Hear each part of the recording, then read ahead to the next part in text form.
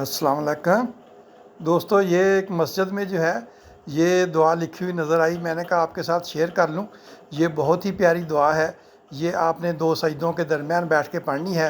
अल्लाहुम्मा अगफिरली वरहमनी व आफ़िनी वहदिनी वरज़ुकनी। ये 5 बातें हैं और इन 5 बातों में आप कोई भी चीज़ आप सोच लें वो इनमें से जो है वो कवर हो जाएगी। अब सबसे पहले तो ये है कि ए अल्लाह मुझे बख्श दे।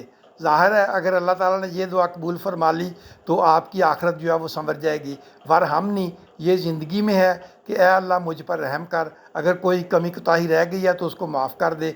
आफ़िनी, और मुझे आफ़ियत दे, मुझे कोई तकलीफ़ ना आए। वाहदिनी, मुझे जो है हदायत दे, अगर हदायत मिल गई तो सारे बेड़े पार। और वरज़ुकनी, ज़ाहिर है कि हम दुनिया में जो है वो रिज़्क़ के लिए जो है वो धक्के खाते रहते हैं।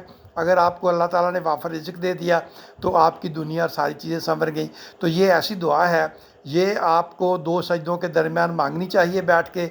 और देख लें कि दिन में जो है आप कितनी रकतें पढ़ते हैं। हर रकत में 2 सजदे होते हैं और हर रकत में एक दफ़ा आपने दुआ मांगनी है। अस्सलाम वालेकुम।